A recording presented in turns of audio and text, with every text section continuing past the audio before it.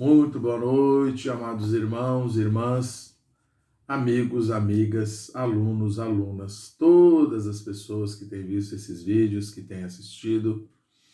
Estamos aqui para continuar a nossa caminhada no nosso maravilhoso livro, Daniel, o Destino do Governo Humano. Nós ficaremos aí um tempo sem gravar, eu vou viajar, não é? Então vamos gravar hoje aí o capítulo 8 desse livro maravilhoso. E depois do dia 24 a gente continua gravando aí até o capítulo 17, né? Nós não podemos parar. Continuar dizendo a vocês que têm assistido esses vídeos, se inscreva aqui no canal se você ainda não é inscrito, divulgue esse canal. Não por minha causa, né? O homem é nada, né? Mas por causa da palavra de Deus. Esse canal, ele é usado, né? Foi usado inicialmente para as aulas da escola, e Deus me deu o sentimento de usar esse espaço para falar da palavra de Deus. Como eu tenho alguns amigos, alguns alunos que já estavam lá no canal, tive esse encorajamento de Deus. Reconheço diante de Deus a minha imperfeição, mas peço a Ele que me use a favor do seu reino e da sua palavra. O título de hoje, como sempre, a gente fala um título grande, a referência, a gente vai caminhando nos outros títulos, tá certo? O título de hoje é A Vitória sobre o Interdito do Rei Terreno. Leitura bíblica, Daniel 6, de 1 a 28. A prosperidade de Daniel. O capítulo 6 de Daniel começa assim: Pareceu bem a Dario constituir sobre o reino as 120 sátrapas que estivessem por todo o reino, e sobre eles 3 presidentes, dos quais Daniel era um, aos quais estes sátrapas dessem conta, para que o rei não sofresse dano.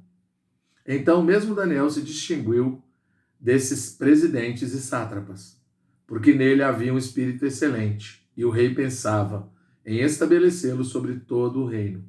Versículos 1 a 3. Daniel ocupou uma posição de honra no governo de Dario, assim como ocupava no reinado de Nabucodonosor. Ele deve tê-lo conhecido no dia da destruição de Babilônia, como terceiro no reino babilônico. Por isso, colocou-o como um dos presidentes do reino. Pelo fato de Daniel ter um espírito excelente, distinguiu-se dentre os demais. O rei então pensava em estabelecê-lo sobre todo o reino, o que veio a despertar a inveja dos demais presidentes e dos sátrapas. Eles eram babilônios ou medos, ao passo que Daniel era apenas um cativo de Judá, um exilado. Como poderia estar acima deles? A fidelidade e a irrepreensibilidade de Daniel. Movidos pela inveja, os presidentes e os sátrapas queriam tirar Daniel do cargo, procurando algo de que o acusar. Mas Daniel era fiel e não se achou nele erro nem culpa.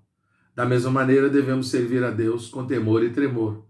Devemos fazer o melhor possível para não errar. Para isso, precisamos servir em espírito. Quando vivemos em espírito, nossos erros diminuem.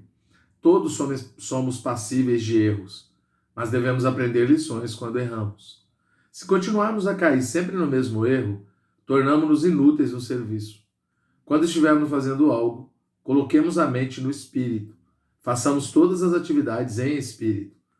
Assim, os erros serão evitados.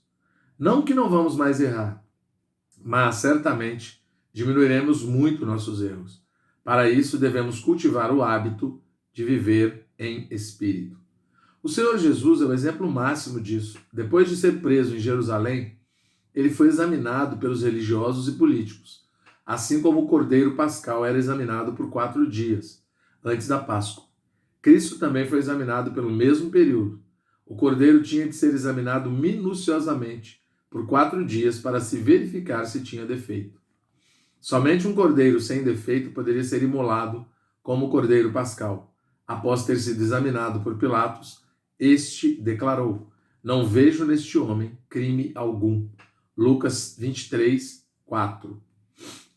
Embora não tenhamos chegado a esse ponto, esse deve ser, todavia, o nosso alvo. A questão da inveja. Os inimigos de Daniel não acharam nele nenhum erro nem culpa, porém persistiram em procurar algo contra ele. Também no Novo Testamento, na época de Paulo, havia muitos que o invejavam. Paulo tinha um coração amplo. Alguns pregavam o evangelho por amor, outros por inveja. Muitos, ao ver Paulo fazendo uma grande obra e muitas pessoas serem salvas pelo seu evangelho, tiveram desejo de fazer o mesmo. Paulo então disse que mesmo que fosse inveja, ainda se regozijaria, pois mais pessoas iriam ouvir o evangelho e ser salvos. Filipenses 1, de 15 a 18. Na Bíblia, a inveja, a porfia e as discórdias são colocadas na categoria de pecados. Por isso, quando sentimos inveja de alguém, devemos voltar-nos imediatamente ao Senhor. Tiago 3, 14 e 15 diz: Se pelo contrário,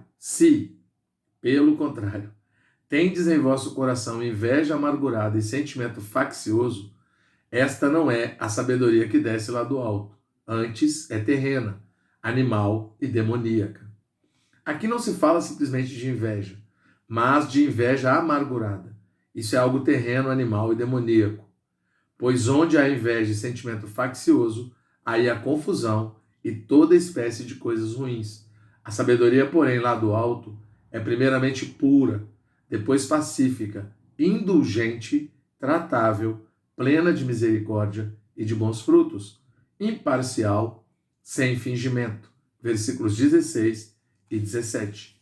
As divisões que ocorrem na igreja, provêm de inveja e sentimento faccioso.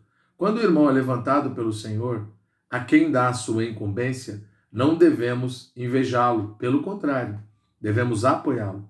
Devemos alegrar-nos sempre que vemos alguém, mesmo que seja mais novo que nós, sendo usado pelo Senhor. O interdito do rei à oração de Daniel. Por fim, os inimigos de Daniel encontraram uma maneira de prejudicá-lo. Aconselharam o rei a estabelecer um decreto e que fizesse firme o interdito que todo homem que, por espaço de 30 dias, fizesse petição a qualquer deus ou a qualquer homem, e não ao rei, fosse lançado na cova dos leões. Daniel 6, 7. Isso agradou a Dario, pois o exaltou e ele assinou o interdito, o qual passou a ser irrevogável, conforme a lei dos medos e dos persas. O ser humano gosta de ser exaltado. Cuidado, não se deixe exaltar. Quando você se deixa exaltar, cai na cilada do diabo. Daniel, quando soube que a escritura estava assinada, continuou a fazer o que era seu costume. Entrou em sua casa e em cima no seu quarto, onde havia janelas abertas da banda de Jerusalém. 3 vezes no dia se punha de joelhos, orava e dava graças diante do seu Deus. Versículo 10. Ele sabia que Deus era o Deus Altíssimo, estava disposto a ser lançado na cova dos leões por causa da sua adoração a Deus. Jamais poderia ir contra ele. Daniel era um homem totalmente para Deus, independentemente das circunstâncias. Daniel orava a Deus 3 vezes ao dia. Foi chamado justo. Ezequiel 14, versículos 14 e 20. Aqui aprendemos uma lição. Devemos ter o hábito de orar sempre.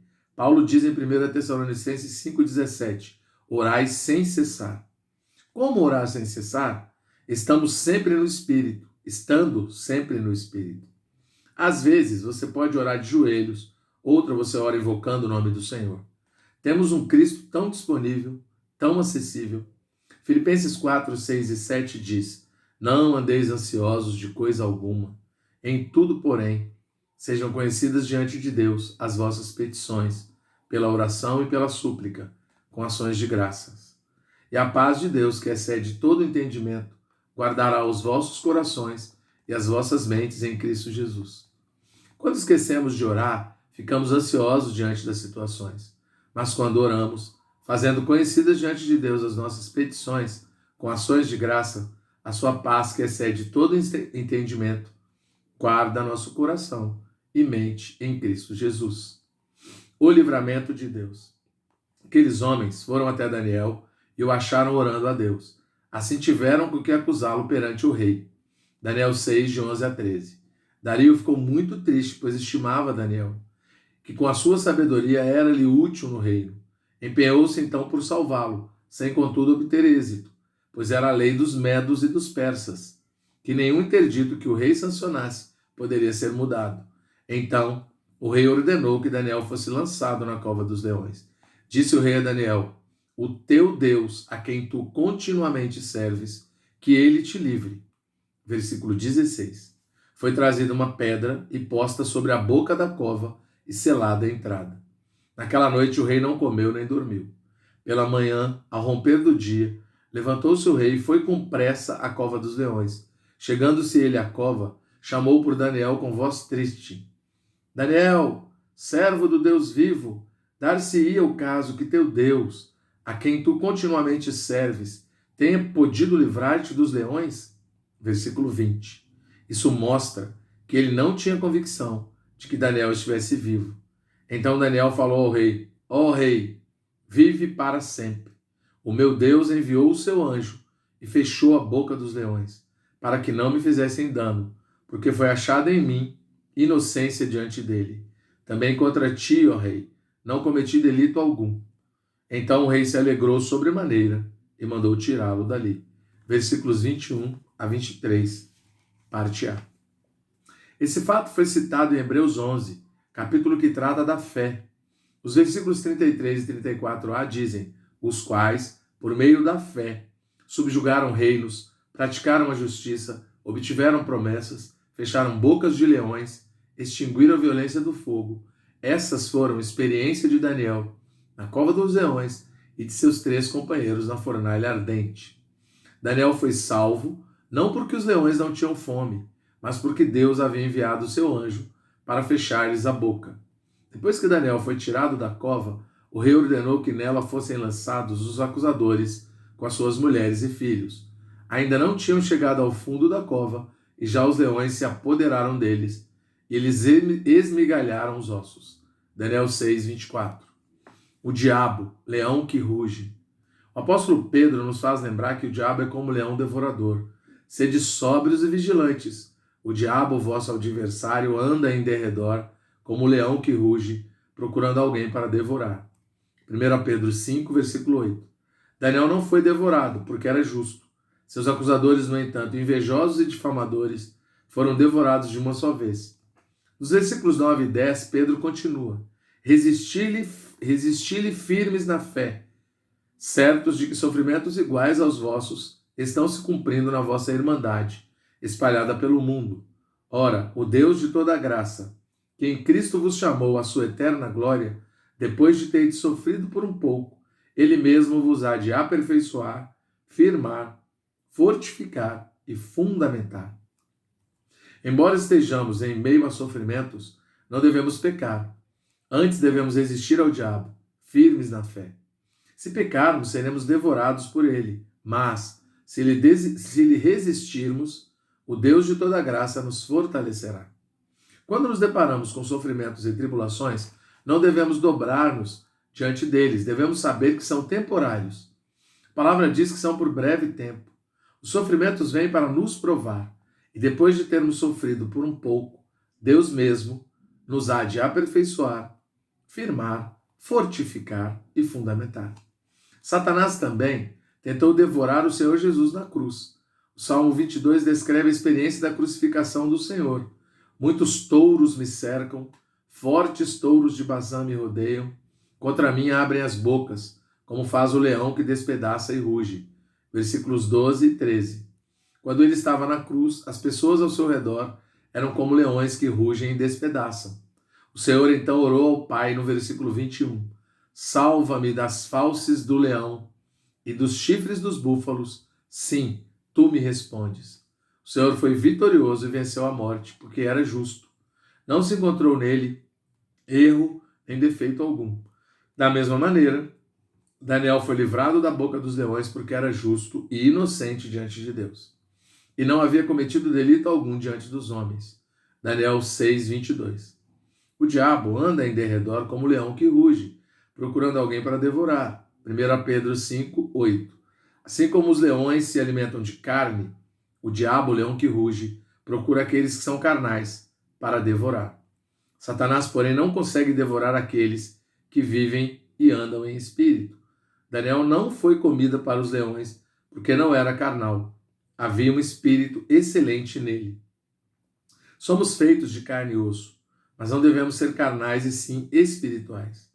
Muitos leões andam em nosso derredor. Mas se formos espirituais, isto é, se andarmos em espírito, eles nada podem fazer conosco. Porém, se vivermos na carne, tendo inveja dos outros, usando de sagacidade para enganar as pessoas, então estaremos cheios de carne e seremos alimento apetitoso para o diabo. Por isso devemos tratar a carne. Há pessoas que trazem suas coisas naturais para a igreja e buscam seu próprio interesse e posição. Precisam ser tratadas. Tudo pertence ao Deus Altíssimo. Ele dá o que quer a quem quer. Não podemos argumentar com ele. Podemos somente dizer amém ao que o Senhor nos dá e ao que o Senhor faz. Dizemos amém. Se, por exemplo, o Senhor usa um irmão mais novo do que eu, digo amém. Assim seremos espirituais na prática. Que todos sejamos iluminados. Pesemo-nos um pouco na balança para ver se estamos no padrão do Senhor. Vejamos quanto do Espírito e quanto da carne ainda há em nós. A prosperidade de Daniel nos reinados de Dario e de Ciro. A conclusão do capítulo é importante. Daniel, pois, prosperou no reinado de Dario e no reinado de Ciro, o persa. Esse versículo é muito significativo. Mostra que Daniel não apenas prosperou no reinado de Nabucodonosor, como também nos reinados de Dario e de Ciro. Cremos que o decreto de Ciro, registrado em Esdras 1, tem muito a ver com Daniel. Daniel viu no livro de Jeremias que o número de anos em que haviam de durar as assolações de Jerusalém seria de 70 anos. Daniel 9, 1 e 2. E que os 70 anos já estavam se cumprindo. É muito provável que tenha falado isso a Ciro. Certamente conhecia também as profecias a respeito dele contidas em Isaías capítulos 42, 44 e 45. Deve ter-lhe dito que 160 anos antes as escrituras já haviam profetizado a respeito dele, citando por nome, e que ele iria conquistar as nações. Para quê? Para libertar os exilados de Judá, a fim de que voltassem e reconstruíssem o templo em Jerusalém. Ciro deve ter ficado muito impressionado com isso. Por isso baixou um decreto para que libertassem os judeus, a fim de que voltassem a Jerusalém e reedificassem o templo. Esdras 1. Além disso, ajudou-os com prata, ouro, bens, gados e muitos outros presentes para a casa do Senhor. Também fez voltar os utensílios do templo, os quais Nabucodonosor tinha trazido de Jerusalém e posto na casa de seus deuses. Aleluia!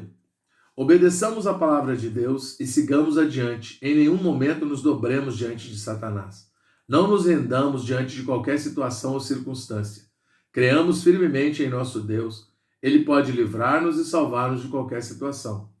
Antes de vivermos aqui na terra, pertencemos na verdade ao reino dos céus, um reino que jamais será destruído e cujo domínio não terá fim. Aleluia! Pelo capítulo 8 de Daniel.